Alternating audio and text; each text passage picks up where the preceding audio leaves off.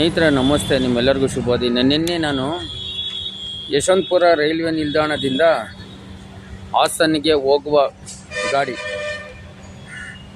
11311 ಸೋಲಾಪುರದಿಂದ ಬಂದು ಯಶವಂತಪುರ ಮಾರ್ಗವಾಗಿ ಹಾಸನ್ಗೆ ಹೋಗುತ್ತೆ. ಅದರಲ್ಲಿ ವಿಕಲಚೇತನರ ಬೋಗಿಯಲ್ಲಿ ನೀರಿರಲಿಲ್ಲ. ಇದ್ರ ಬಗ್ಗೆ ನಾನು ಆನ್ಲೈನ್ ಕಂಪ್ಲೇಂಟ್ ಮಾಡಿದೆ. ಮತ್ತು ನೀರಿನ ಸೌಕರ್ಯ ತುಂಬಿಸ್ಕೊಂಡೆ. ನಾನು ಟ್ರೈನಲ್ಲಿ ಫುಲ್ಲು ನಿಂತ್ಕೊಂಡು ನಿಮಗೆಲ್ಲ ವೀಡಿಯೋದೆಲ್ಲ ಹಾಕಿದ್ದೀನಿ, ಅಪ್ಲೋಡ್ ಮಾಡಿ ಹಾಕಿದ್ದೀನಿ. ಅದರಲ್ಲಿ ಇದು ಮಾಡಿದ್ದೀನಿ. ಮತ್ತು ವಿಶೇಷವಾಗಿ ಮೊಬೈಲ್ ಚಾರ್ಜ್ ಇರಲಿಲ್ಲ, ಅದು ಕೂಡ ಆನ್ಲೈನಲ್ಲಿ ಕಂಪ್ಲೇಂಟ್ ಮಾಡಿದ್ದೀನಿ. ಮತ್ತು ವಿಶೇಷವಾಗಿ ಏನಪ್ಪ ಅಂದರೆ ಶೌಚಾಲಯ ಇದೆಯಲ್ಲ, ನಮ್ಮದು ಶೌಚಾಲಯ ಅದು ರಿಪೇರಿ ಆಗೈತೆ. ರಿಪೇರಿ ಅಂದರೆ ಅದ್ರ ಮೇಲೆ ಶೌಚಾಲಯ ಹೋಗೋಕ್ಕಾಗೋದಿಲ್ಲ. ಇದ್ರ ಬಗ್ಗೆ ನಾನು ಫೋಟೋ ಎಲ್ಲ ಹೊಡ್ಕೊಂಡು ಈಗ ನಾನು ಕಮೆಂಟ್ಸ್ ಸೆಕ್ಷನಲ್ಲಿ ಹಾಕ್ತೀನಿ. ಈಗ ನಾನು ಮನವಿ ಸಲ್ಲಿಸಿದ್ದೀನಿ, ಅದನ್ನು ತೆರವುಗೊಳಿಸಿ ಆ ಶೌಚಾಲಯನ ಅಂತ. ಆಮೇಲೆ ವಿಶೇಷವಾಗಿ ಟ್ರೈನು ಯಾವಾಗ ಸೋಲಾಪುರದಿಂದ ಯಶವಂತಪುರಕ್ಕೆ ಬರುತ್ತೋ ಅಲ್ಲಿ ಇಂಜಿನ್ ಚೇಂಜ್ ಆಗುತ್ತೆ. ರೈಲ್ವೆ ಗಾರ್ಡು ನೀರು ಬರ್ತದಾ ಇಲ್ವಾ ಅಂತ ಚೆಕ್ ಮಾಡಬೇಕು ಫಸ್ಟು. ಜನರಲ್ ಬೋಗಿಯಲ್ಲಿ ಮತ್ತು ನಮ್ಮ ವಿಶೇಷ ಚೇತನರಿಗೆ ಅನ್ವಯಿಸ್ತದವರು ಜನರಲ್ ಬೋಗಿಗೆ ಹೋಗಂಗಿಲ್ಲ. ವಿಶೇಷ ಚೇತನರ ಬೋಗಿ ಮತ್ತು ಮಹಿಳೆಯರ ಬೋಗಿಯಲ್ಲಿ ಬಂದು ಚೆಕ್ ಮಾಡಬೇಕು ನೀರು ಬರ್ತಿದೆಯಾ ಇಲ್ವಾ ಅಂತ. ಯಾರಾದರೂ ದೂರು ಕೊಟ್ಟರೆ ಅದು ಕ್ರಮ ತಗೊಳ್ಬೇಕು. ಈಗ ಅವರು ಚೆಕ್ ಮಾಡಿದೆ, ಅವರು ಹಂಗೆ ಟ್ರೈನ ಎತ್ಕೊಂಡೋಗ್ಬಿಡ್ತಾರೆ. ಅದರಿಂದ ನಾನು ಸಂಬಂಧಪಟ್ಟ DRM ಅವ್ರಿಗೆ ನಾನು ಈಗ ಮನವಿ ಸಲ್ಲಿಸಿದ್ದೀನಿ. ದಯವಿಟ್ಟು ವಿಕಲಚೇತರ ಬೋಗಿನ ಪರಿಶೀಲಿಸಬೇಕು, ಗಾರ್ಡ್ನ ಸರಿಯಾಗಿ ಅವ್ರ ಮೇಲೆ ಕ್ರಮ ತಗೊಳ್ಬೇಕು ಅಂತ ನಾನು ಈಗ ಪತ್ರ ಸಲ್ಲಿಸಿದ್ದೀನಿ. ಸ್ನೇಹಿತರ ಪ್ರತಿಯೊಬ್ಬರು ಅಷ್ಟೇ, ನಾವು ಏನು ಮಾಡಬೇಕು, ಎಲ್ಲೋ ಕೂತ್ಕೊಂಡ್ಬಿಟ್ಟು ನನಗೆಲ್ಲ ಗೊತ್ತು ಏನು ಯಾರಿಗೂ ಗೊತ್ತಾಗೋದಿಲ್ಲ. ಪೇಪರು ಪೆನ್ನು ನೋಡಿ, ಪೇಪರು ಪೆನ್ನಲ್ಲಿ ಕೂತ್ಕೊಂಡು ಬರೆದು ದಾಖಲೆ ಸಮೇತ ಅದು ಕಲರ್ ಶೀಟ್ ಫೋಟೋ ಹೊಡಿಯೋಕ್ಕೇನೆ ಅದು ಎಲ್ಲ ಫುಲ್ಲು. ಒಂದು ಲೆಟ್ರ್ ನಾವು ಮಾಡಬೇಕಾದ್ರೆ ಕೈಯಲ್ಲಿ ಬರೆದ್ರೂ 50 ರೂಪಾಯಿ ಖರ್ಚಾಗುತ್ತೆ. ಇನ್ನು ಟೈಪಿಂಗ್ ಮಾಡಿದ್ರೆ 100 ರೂಪಾಯಿ ಮೇಲೆ ಹೋಗ್ಬಿಡುತ್ತೆ. ನಾನು ಕೈಯಲ್ಲೇ ಬರೆದು ಅವ್ರಿಗೆ ನಾನು ರೈಲ್ವೆ ಸ್ಟೇಷನ್ ಇಲ್ಲಿದೆ ನೋಡಿ, ನಮ್ಮದು ರೈಲ್ವೆ ಸ್ಟೇಷನ್ ಮುಂದ್ಗಡೆನೇ ಮಾತಾಡ್ತಿದ್ದೀನಿ ನಾನು. ಅಲ್ಲಿ ಬಂದು ಮನವಿ ಸಲ್ಲಿಸ್ಬೇಕು. ನಾವು ಮನವಿ ಸಲ್ಲಿಸಿದ್ರೆ ಏನಾಗ್ತದೆ ಅಂದರೆ ಅದ್ರ ಬಗ್ಗೆ ಕ್ರಮ ತಗೊಂಡು ನಮಗೆ ಪತ್ರ ಬರೀತಾರೆ ಅವರು. ಇವರು ಕೆಲಸ ಮಾಡಲಿಲ್ಲ ಅಂದರೆ ನಾನು ನೇರವಾಗಿ GM ಹುಬ್ಬಳ್ಳಿ ಇವ್ರಿಗೆ ಪತ್ರ ಬರೀಬೋದು. ಈ ಮೇಲೆ ಅಧಿಕಾರಿಗೂ ನಾವು ತಗೊಂಡೋಗ್ಬೋದು, ಈ ಥರ ಕೆಲಸ ಆಗಿಲ್ಲ ಅಂತ. ಪ್ರತಿಯೊಬ್ಬರು ನಾವು ಪ್ರಶ್ನೆ ಮಾಡಬೇಕು.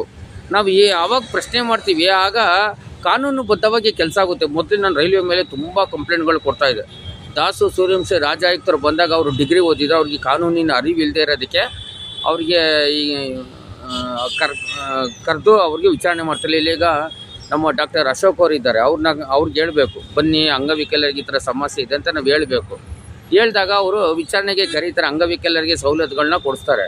ಆ ರೀತಿ ಚೆನ್ನಾಗಿ ಓದಿರೋರನ್ನ ಅಧಿಕಾರಿಗಳನ್ನ ನಾವು ಕರ್ಕೊಂಡು ಬಂದು ಅಲ್ಲಿ ಕೂರಿಸಿದ್ರೆ ಸರಿಯಾಗ್ತದೆ. ಡಿಗ್ರಿ ಓದಿರೋರನ್ನೆಲ್ಲ ಕನ್ನಡನೂ ಬರೋದಿಲ್ಲ.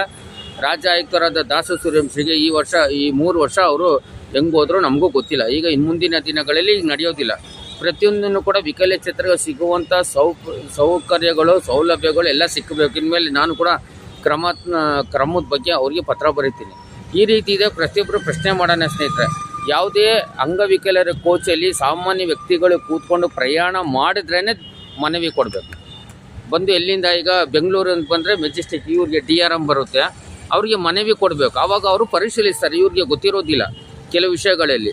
ಈ ರೀತಿ ಮನವಿಗಳು ಕೊಡೋದ್ರಿಂದ ಎಲ್ಲ ವಿಕಲಚೇತರಿಗೆ ಅನುಕೂಲ ಆಗುತ್ತೆ. ನಾವು ವಿಕಲಚೇತರು ಮನವಿ ಕೊಡೋದಿಲ್ಲ. ಮನವಿ ಕೊಡದೆ ನಾವು ಸುಮ್ಮನೆ ಕೂತ್ಕೊಂಡ್ರೆ ಹೆಂಗೆ ಗೊತ್ತಾಗುತ್ತೆ ರೈಲ್ವೆದವ್ರಿಗೆ? ಈಗ ನೋಡಿ, ಬೆಳಗ್ಗೆಯಿಂದ ಕೂತು ನಾನು ಬರೆದು ಕಲ್ಲರ್ ಜೆರಾಕ್ಸ್ ಮಾಡಿಸಿ ಶೌಚಾಲಯದು ಮತ್ತು ಟಿಕೆಟು ಇದೆಲ್ಲ ಅವ್ರಿಗೆ ಹಾಕಿದ್ದೀನಿ. ಈಗ ಕೊಟ್ಟಿದ್ರಿಂದ ಅವರು ಮುಂದಕ್ಕೆ ಇನ್ನೊಂದು 15 ದಿವಸ ಒಳಗಡೆ ನನಗೆ ಲೆಟ್ರ್ ಬರುತ್ತೆ, ನಾನು ಮನೆಗೆ ಬರುತ್ತೆ, ಬರೀತಾರೆ ಅವರು. ಆ ರೀತಿ ಇದೆ. ಪ್ರತಿಯೊಬ್ಬರು ಪ್ರಶ್ನೆ ಮಾಡಬೇಕು. ವಿಕಲಚೇತನವರು ಪ್ರತಿಯೊಬ್ಬರು ಪ್ರಶ್ನೆ ಮಾಡಿದ್ರೆ ಎಲ್ಲ ಸಿಗ್ತದೆ. ನಾವು ಪ್ರಶ್ನೆ ಮಾಡೋದಿಲ್ಲ, ಏನಾಗ್ತಿದೆ ಆಮೇಲೆ ಹೇಳ್ತೀವಿ ನರೇಂದ್ರ ಮೋದಿ ಅವರು ಸರಿ ಇಲ್ಲ ಅಂತ. BJP ಬಂದರೂ ಅಷ್ಟೇ, ಕಾಂಗ್ರೆಸ್ ಬಂದರೂ ಅಷ್ಟೇ, JDS ಬಂದ್ರೂ ಅಷ್ಟೇ. ಯಾರೇ ಕೇಂದ್ರದಲ್ಲಿ ಬಂದರೂ ನಾವು ಗಮನಕ್ಕೆ ತರಬೇಕು. ಇದು ನಮ್ಮ ಒಂದು ಆದ್ಯ ಕರ್ತವ್ಯವಾಗಿರ್ತದೆ ಸ್ನೇಹಿತರೆ. ಪ್ರತಿಯೊಬ್ಬರಿಗೂ ನಾನು ಹೇಳೋದಿಷ್ಟೇ, ಪ್ರತಿಯೊಬ್ಬರು ಪ್ರಶ್ನೆ ಮಾಡಿ ಎಲ್ಲ ಒಳ್ಳೆಯದಾಗಲಿ. ನಾನೀಗ ರಾಜ್ಯ ಆಯುಕ್ತರ ಕಚೇರಿಗೆ ಹೋಗ್ತಾ ಇದ್ದೀನಿ.